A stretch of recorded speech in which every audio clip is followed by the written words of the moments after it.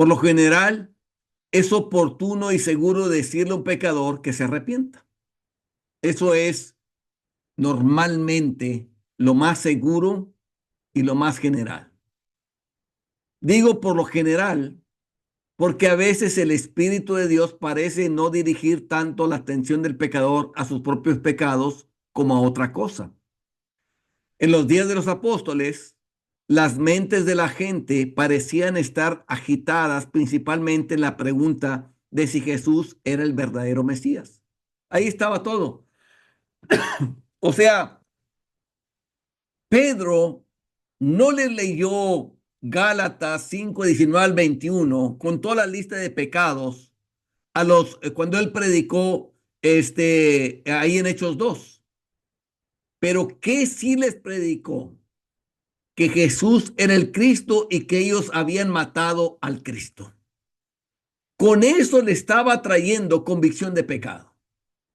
Entonces, estaban en ellos la duda, ¿es Jesús el Cristo o no es Jesús el Cristo? Él, por medio de esa predicación, mostraba que ellos habían matado a Jesús. Y cuando vino eso, entraron en convicción y se salvaron. Esa era la dirección correcta, sin haber entrado en todos los demás pecados, sin haber entrado en los celos amargos que tenían, ni en las envidias que le tenían a Jesús, ni en los odios que le tenían a Jesús, ni en nada. Les mostró ese pecado, que ellos mataron a Jesús, que él era el Mesías, y con eso se compungieron de corazón. ¿Qué haremos? Arrepentidos y bauticé cada uno de esos y se salvaron. Entonces, necesitamos ver dónde está trabajando el Espíritu Santo en ellos. Y así los apóstoles dirigieron gran parte de sus enseñanzas a ese punto. Lo vemos también con Cornelio.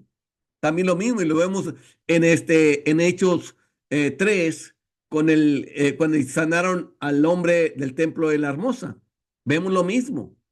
El punto importante en ese tiempo era, ¿es Jesús el Cristo o no es el Cristo? Entonces, así los apóstoles dirigieron gran parte de sus enseñanzas a este punto, para demostrar que Él era el Cristo, que Jesús era el Cristo. Y cuando los pecadores ansiosos les preguntaban qué debían hacer qué debían hacer, más comúnmente los exhortaban a creer en el Señor Jesucristo.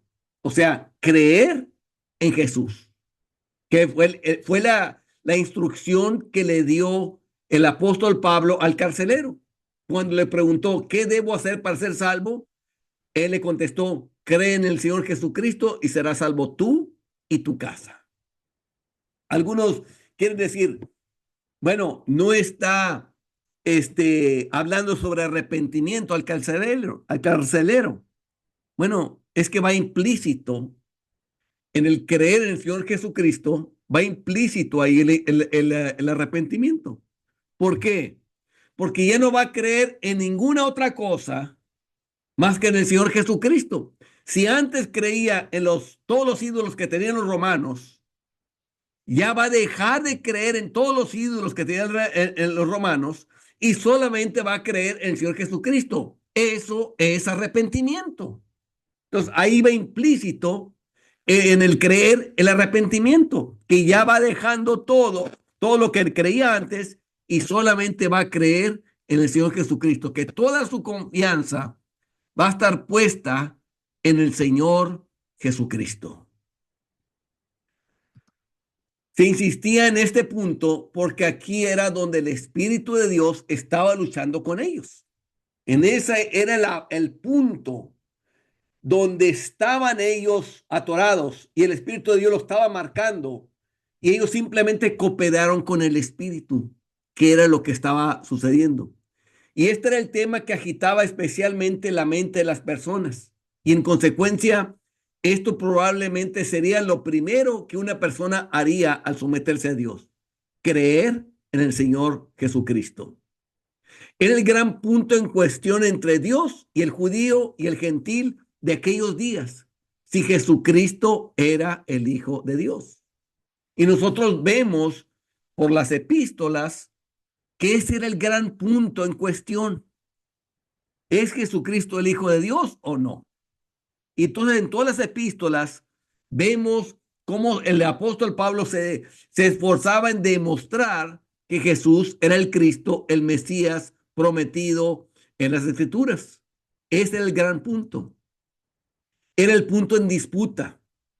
Hacer que un pecador ceda esta cuestión controvertida era la forma más efectiva de humillarlo. De hecho, se tenía que creer y bautizar. Y al bautizarse era morir a lo que él creía y resucitar en Cristo. Era lo que implicaba. Y él implicaba un rechazo a su creencia anterior, un rechazo al judaísmo. Era lo que implicaba. Y eso es arrepentimiento. Es lo que implica en el arrepentimiento. En otras ocasiones se encontrará que el Espíritu de Dios está tratando principalmente con los pecadores en referencia a sus propios pecados, que se sienten mal. O sea, aquí el Espíritu de Dios está tratando con ellos por, por los pecados que ellos están haciendo, que es cuando nosotros hablamos de los pecados, ya sea de Gálatas o las diferentes escrituras, donde Dios los menciona específicamente. A veces trata con ellos en cuanto a un deber particular, como la oración, quizás la oración en familia, que le está marcando a la persona, a él. A veces te encuentras gentes que sienten culpabilidad porque dice que no les ha dado tiempo a la familia como debería. Ok, ya el Espíritu de Dios está tratando con esa persona en algo en particular, que su tiempo a la familia no se lo está dando. Y entonces, y le está marcando el Espíritu eso. Entonces, por ahí es donde se le va a predicar, por ahí es donde se va a entrar y vamos a entrar a ese punto. ¿Para qué? Para que se arrepienta y hacerle ver y se entregue a Cristo. Se encuentra el pecador disputando ese punto con Dios, ya sea si es justo para él orar o si debería orar en su familia. O sea, él está entrando en ese punto. Pues yo oro solo, pero no oro con mi familia. Y si el Espíritu le está mostrando esto otro, entonces quizás hay un descuido hacia su familia, por eso el Espíritu le está marcando eso. Entonces, ese es el punto donde se presiona, porque ahí es donde el Espíritu Santo se lo está marcando y le está poniendo una convicción. ¿Por qué? ¿Qué hay detrás de eso? Que no realmente no ve por su familia, que no le importa, que simplemente quiere servirse a la familia, pero no sirve a su familia. He conocido casos sorprendentes de este tipo, donde el individuo estaba luchando en este punto y tan pronto como se arrodilló para orar, entregó su corazón, demostrando que este era precisamente el punto en el que el Espíritu de Dios estaba luchando y el punto de bisagra en el que su controversia con Dios giraba. O sea, alrededor de eso estaba. Normalmente lo encuentras cuando dice, ¿qué impide que te entregues a Cristo, que te arrepientas hoy mismo? ¿Cuál es el punto que te está atorando? Y ahí lo sacan ellos. Bueno, es que hay esto, es que hay esto otro, es que hay esto otro. Entonces, ahí es donde te das cuenta en dónde está Dios luchando con ellos por el Espíritu, que lo está viendo que ellos, si me convierto, esto tengo que dejar. Y es donde ellos están luchando sobre eso.